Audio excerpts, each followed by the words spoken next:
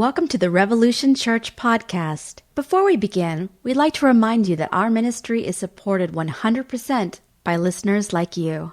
To make your 100% tax-deductible donation today, please visit revolutionchurch.com/donate. You can also learn more by clicking the donate section on the website. All right, welcome to Revolution, everybody. I'm about 5 Diet Cokes in, so if I start to jitter or speak in tongues, you'll know why. Today, we are going to be talking about, we're going to be in Luke. It's always funny sometimes to see the kind of interesting look that people give when they just walk in. What's happening in here? Is he reading from the Bible? Some sort of art installation?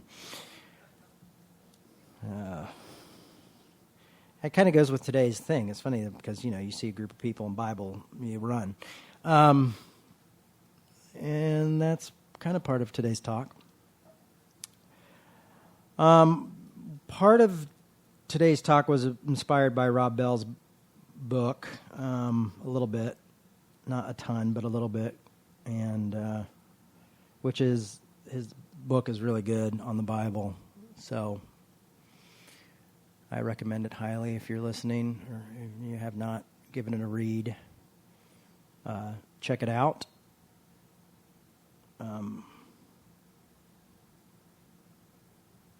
Don't let all the hype, don't be like, oh, it's too popular, I can't read it.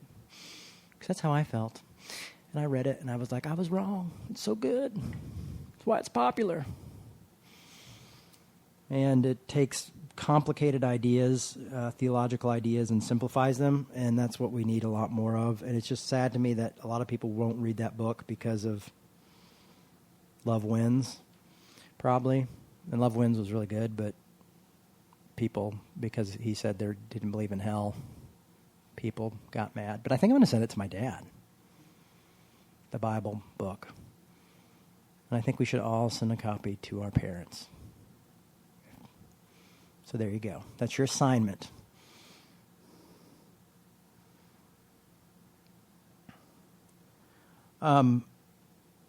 So Jesus and the religious is what we're talking about today, and I'm in Luke 10. I'm reading out of the New Living the past couple weeks because my eyeballs have just made my NRSV just a little bit. I need to get a bigger version of the NRSV because my eyes are going. Because I'm 41 now, and probably going to have to get bifocals. Or just, actually, it's like the print is ridiculously small.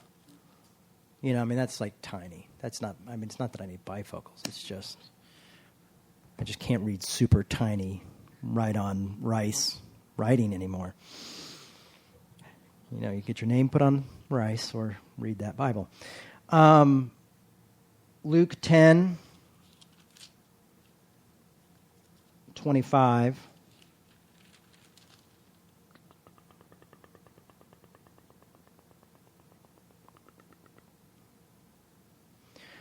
One day, experts in religious law stood up to test Jesus by asking him question, Teacher, what must I do to receive eternal life? Interesting enough that eternal life usually meant good life. It didn't mean eternal, like forever and ever and ever, ever. But we won't get too far into that. But that's one thing that people often overlook because they want to think. They wanted to be like, what do I have to have a good life, a long life? Jesus replied, what does the law of Moses say? How do you read it? The man answered, you must love the Lord God with all your heart and soul and strength and all your mind and love your neighbor as yourself. Right, Jesus told him, do this and you will live. See, you will live. The man wanted to justify his actions, so he asked Jesus, and who is my neighbor? Now, this was a lawyer who was a religious expert and would have known the book, the Bible, back and forth. Jesus how Jesus was discussing the Bible with him was a very normal way to discuss the Bible, asking questions with questions.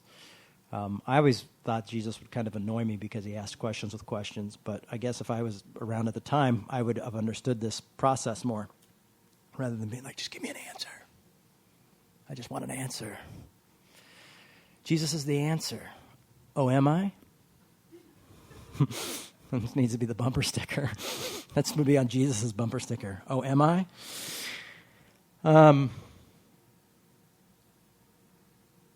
But the man wanted to justify his actions, so he asked Jesus, "Who is my neighbor?"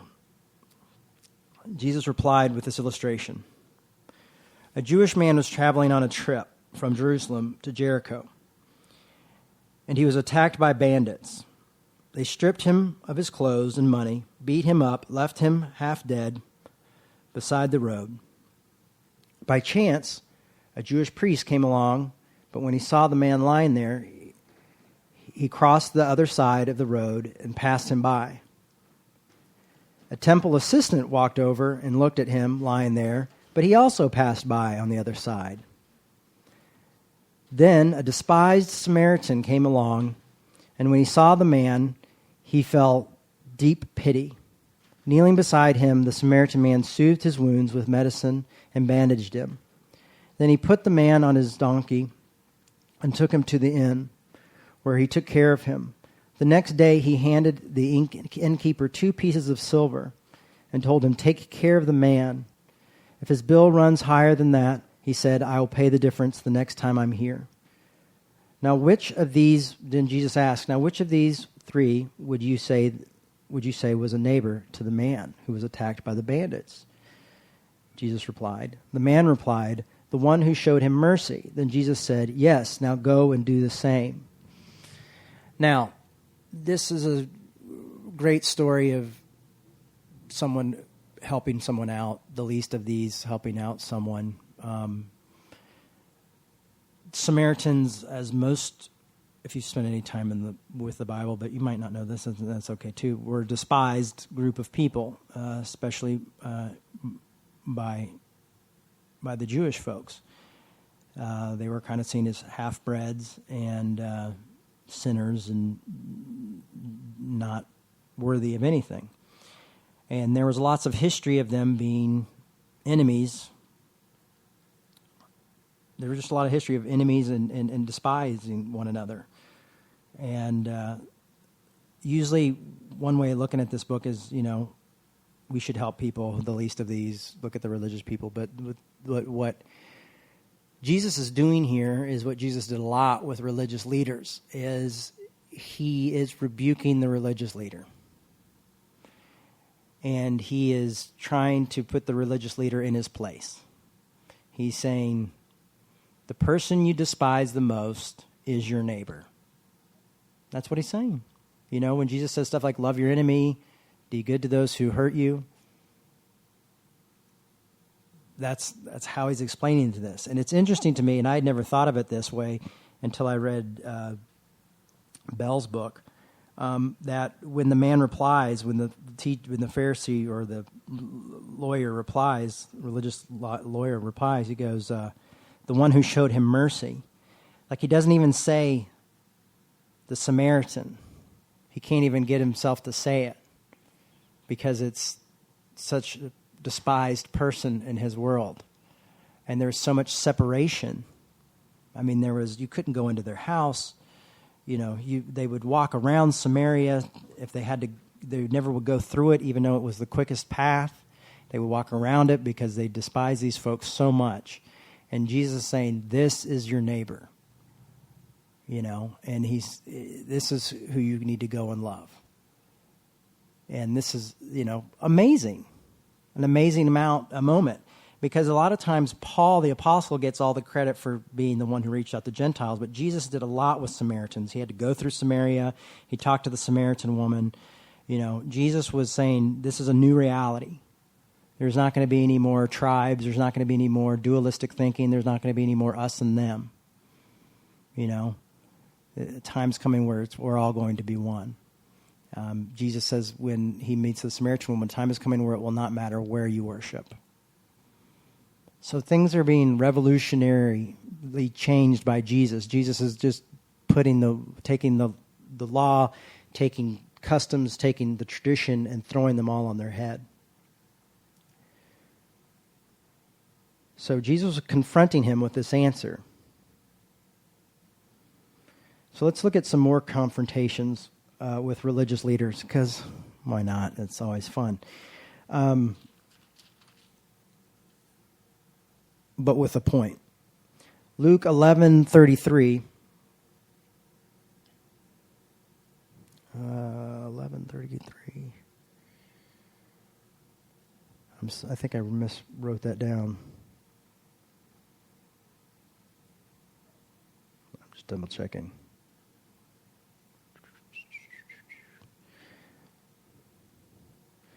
Talk amongst yourselves. This is really great for the online listeners because it's even twice as awkward as they're on their treadmill or sitting in their car going, what is he doing? He lost his place. He wrote down the wrong number. But luckily I underlined. So, 11:37. As Jesus was speaking to one of the Pharisees, invited him to his home for a meal. So he went and took. Then the Lord said to him, "You Pharisees are so careful." Table. His host was amazed to see that he was down. All right, good. Sorry, we're going to start over again. 37. As Jesus was speaking, one of the Pharisees invited him home for a meal. So he went and took his place at the table. His host was amazed to see that he sat down to eat without first performing the ceremonial washing required of Jewish custom. So Jesus didn't do the required custom of washing his hands. So Jesus didn't wash his hands. Oh, kind of gross. Then the Lord said to him, "You Pharisees are so careful to clean the outside of the cup and the dish, but inside you are still filthy and full of greed and wickedness. Fools! Didn't God make the inside as well as the outside? So give to the needy what you greedily possess, and you will be clean all over. But how terrible it will be for you Pharisees, for you are careful to tithe even the tiniest part of your income, but you completely forget about justice and the love of God. You should tithe, yes." Did you hear that part? You should tithe, yes. I didn't say that, it's Jesus. "But you should not leave undone the more important things. How terrible it will be for you Pharisees, for how you love the seats of honor at the synagogues and the respectful greetings from everyone as you walk through the market. Yes, how terrible it will be for you are like hidden graves in a field. People walk over you without knowing the corruption they are stepping on. Teacher," said an expert of the religious law, "you have insulted us too with what you just said." "Yes," said Jesus, "how terrible it will be for you experts of religious law, for you crush people beneath impossible religious demands, and you never lift a finger to help ease the burden." And it goes on and on and on, and I'm not going to go further, but it's interesting to be a part of a religion that warns us not to be religious. Don't be too religious. You're part of a faith that says don't be too religious. Don't let your religion separate you from other people.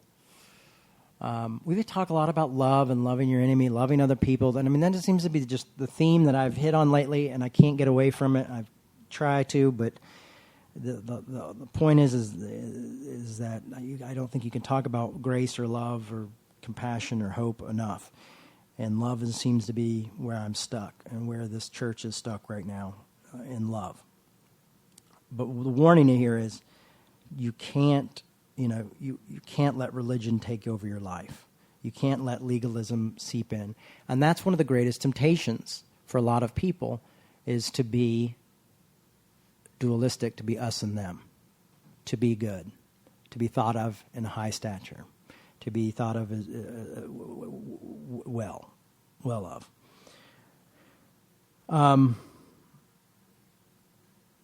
But unfortunately what happens is it leads to crushing people. And I've met these folks. I've met the folks where he says, be careful for crushing people beneath the impossible religious demands. You never lift a finger to ease the burden. I know people who've attended churches like this, experienced a religion like this, and experienced the faith of this, and they're done. They're done with the church. And you know what? I can't blame them. I can't blame them at all. That's the thing, is like, how do we blame people who leave the church in masses or leave hurt and bruised and broken because they've been crushed with impossible standards that no one helps? You know, it's one of those things where it's like, I can't blame people like that. And the church has made a huge mistake, and the church has failed so many people. And it continues to fail people. Now, should we not help try to restore these people who are legalistic and give them new information? Of course we should. I mean, Jesus was speaking truth to them, saying, don't be this way. Don't be so focused on your outside works. Don't be so focused on, this. Remember, the person who shows love the most is often your enemy. In Galatians, my favorite book of the Bible, Galatians 6, 1-3 says, Dear brothers and sisters, if another Christian, which they weren't using, I think that might be, let's see, there's an asterisk right there. Brother. Brothers and sisters, if another Christian is overcome by some sin, you who are godly should gently and humbly help that person back onto the right path, and be careful not to fall into the same temptation yourself. Share each other's troubles and problems, and in this way obey the law of Christ. If you think you are too important to help someone in need, you are only fooling yourself. You really are a nobody. It's refreshing to read the New Living again because I like how it reads. But we're called to help one another in humility, to be humble. So when people fail, we aren't crushing them. We aren't tearing them apart. We aren't rebuking them. We aren't playing the righteous card. What we're supposed to do is humble ourselves in order to love and help other people and restore other people when they fall. And I could only imagine, and I have experience of this growing up. My parents in the 80s had a giant television ministry and had a huge scandal. Everything, sex scandal, money, whatever you can imagine that was part of the scandal, all sorts of accusations. And they had the biggest Christian television network in the world, and third most visited, retreat center or whatever. It was like Disneyland, Disney World, and then Heritage USA. It was really bizarre. That's how I grew up. I had bodyguards and things like that, and it was nuts. And when I saw my family fall, I did not see any of this. It is as though this was just written somehow. Like the Galatians just came out. I was like, it came out post-87. It was added to the canon later. We didn't talk about that type of restoration there. Grew up in one of the biggest, Christian denominations, the Assemblies of God, and I did not see any attempt for restoration. I saw some people come around, but there weren't a whole lot of people humbling themselves and trying to help in humility. There was a lot of people saying, you should have known better, you shouldn't have done this, you should have, and a lot of people making fun of them. I remember me sitting in churches and hearing pastors using my family as examples, which was so sucky when you're like 12, 13, 14-year-old kid, and you just think you're wanting to go to church or you want to go to youth group, and your parents are the example of what people shouldn't be like. So there wasn't a lot of humility in the church that I saw growing up. And a lot of us, if we maybe run in more progressive thinking groups, we get used to humility or some sort of humility. But think about the people who are enemies when we're progressive. Think about, Mark Driscoll's not really around as much anymore, but the Mark Driscolls and the John Pipers and the more conservative people, you could even say my father, who's very conservative now. how we look at them. Do we look at them with humility? Or do we look with them with a sense of we are better than them? They're freaks. They're crazy, and I despise them. So all of a sudden they become the Samaritan in the story. And then what does Jesus say? Love them. Do good to them. Take care of them. Humbly help them. That's why it says here, and that's why Galatians is the best, is because Galatians is dealing with legalism.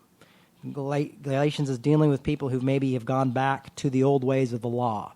So this is actually not me just saying, I'm going to put this together this way. This is actually what it's saying in Galatians. Galatians is the book I've studied the most in the Bible. So when it says, be careful not to fall into the same temptation yourself, it's saying don't fall back into that same temptation of the falling into the law, falling into legalism. That's easy to do when you get around folks like this. It's tempting to be dualistic. It's tempting to be, I've done something for myself. Pride and arrogance is tempting, and I see it everywhere I go. I see it on the left, I see it on the right, to the point where I almost want to give up on the church completely and just stop doing it. I'm kind of tired.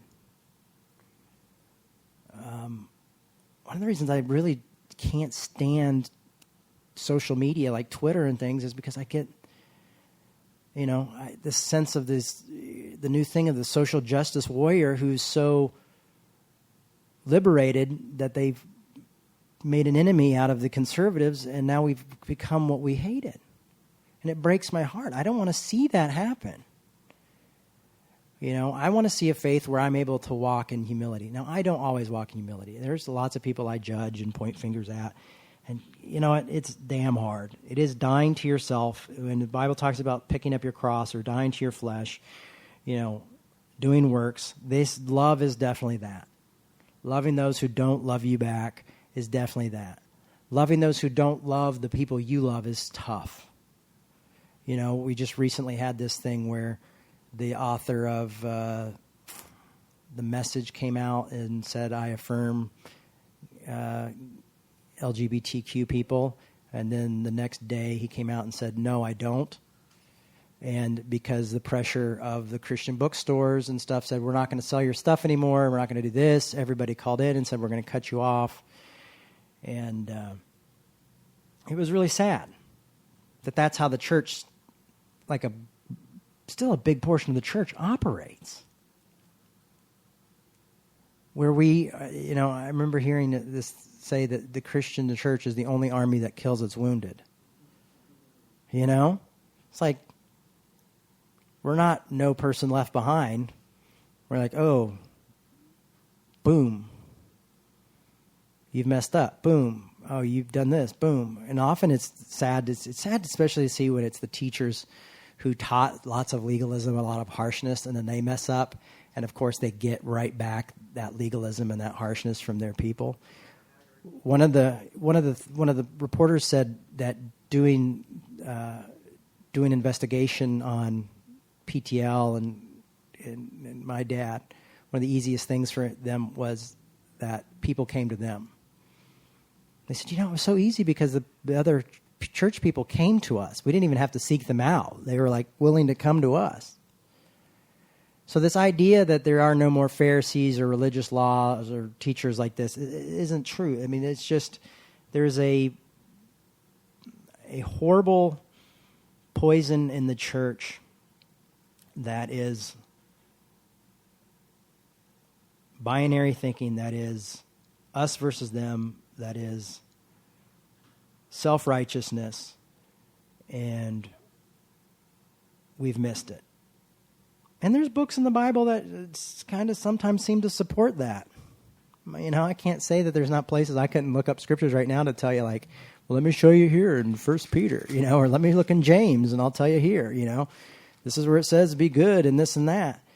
But when I follow Jesus, I have to see those verses through Jesus' eyes. I have to see that through Christ. I can't see it I can't just read the Old Testament and the New Testament without going through the eyes of Christ.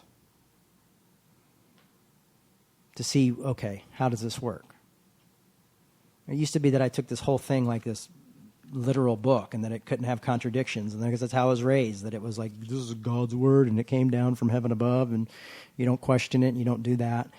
And it's a collection of writings and letters and poems, and it's a flawed book. There are books that are claimed to be written by Paul that aren't written by Paul.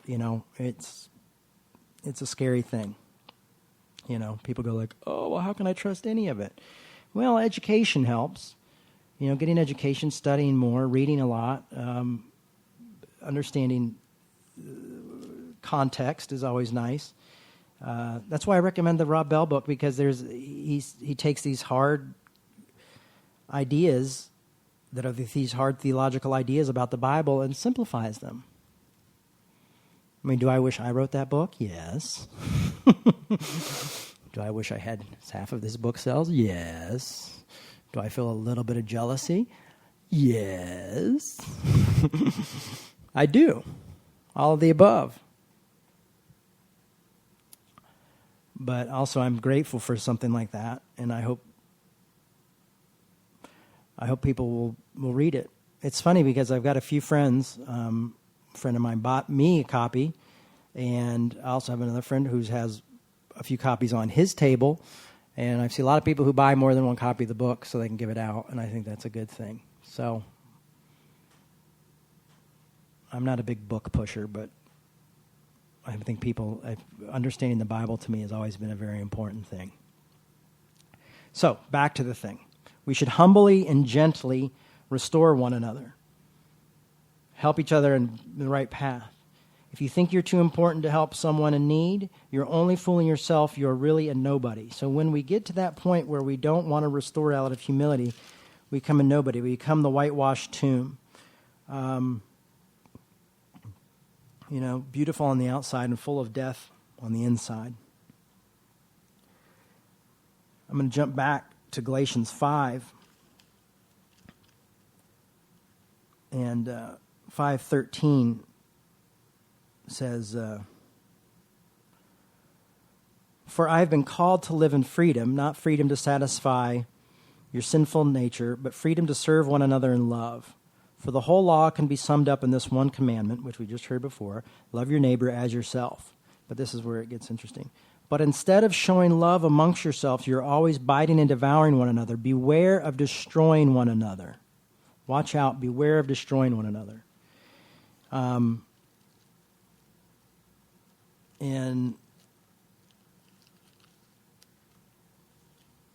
in the New Revised Standard, it says, "Beware you are not consumed by one another." The warnings are there of what we should do, how we should be careful, that we aren't biting and devouring one another. We aren't nitpicking each other. We aren't comparing ourselves to one another. We aren't doing this.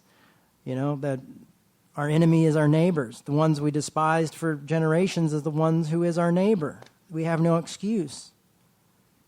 I mean, that's the good news, but that's where the works come in. Works isn't like, I don't go to rated R movies and I don't listen to Nine Inch Nails, whatever.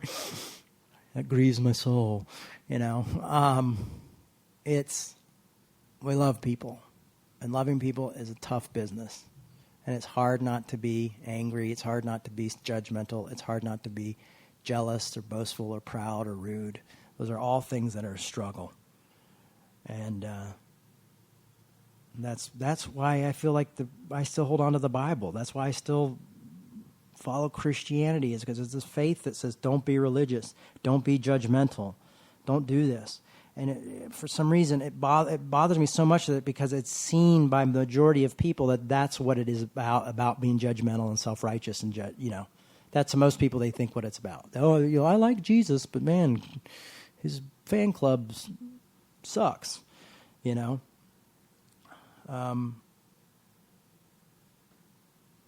So what do we do with this? Well, hopefully we live it. Hopefully we're able to talk about it. Hopefully we're able to show it in a way that is humble and gentle.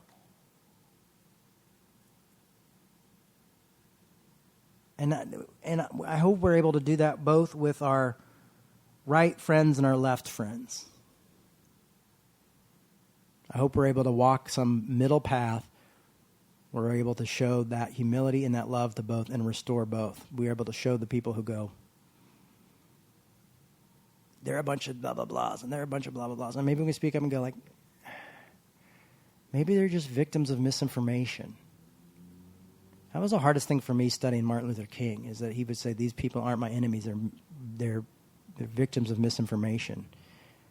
But if you ever watch old videos of the victims of misinformation, they seem like bastards. When you see a man hanging from a tree with a bunch of what seems like white rednecks standing around, it's hard to think that those people are victims of misinformation and they're not the enemy. The time that Jesus was living in, the people he was talking to who were lived in their home, what was being occupied by a big nation who was, had more weapons. And this is who Jesus is talking to. He's talking to people who are being pushed underneath, the people who are on the out. He's not talking to Americans. Americans, we are often the ones who are the oppressor. And he is talking to the oppressed, saying to the oppressed to love, love, love. You've been oppressed, love, forgive, do good to these people. And a lot of us here look more like the oppressor than the oppressed. But the fact is that we're all called into the Father's house. Like and when I say the Father's house, I don't mean to be a gender thing there. What I mean is the prodigal son. When the prodigal son, the dad goes, come in, to the good brother and the bad brother. Come in. Let's come into the home. Come into the same presence. Let's all be together. We're all called to that. Matter of fact, I think we're all called to be the Samaritans. It's not the Good Samaritan. It's the prodigal son. The prodigal's father. I think we're all called to be the prodigal dad. The prodigal parent. How about that? That says, come in. You were once lost, but now you're found. That is some hard shit.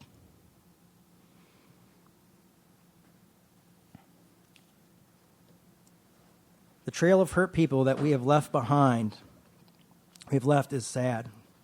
We should know better. And the church has failed many. Religion has crushed and devoured too many people. How do we love and who do we love? That is what I have for you today. Before we end the service, I just also want to remind everybody we're a nonprofit, and for those listening online and for those here in person, we survive off of donations. So if this is your church or you consider it something that's important to you, we ask that you help support what we do. But if you don't have it, don't worry about it either, because we'd much rather have you than your money. It's my least favorite part of my job, doing that, but it's also a necessity. And if I have any more kids, I'm just going to have to go do something else. So thanks for listening, and we'll talk to you soon.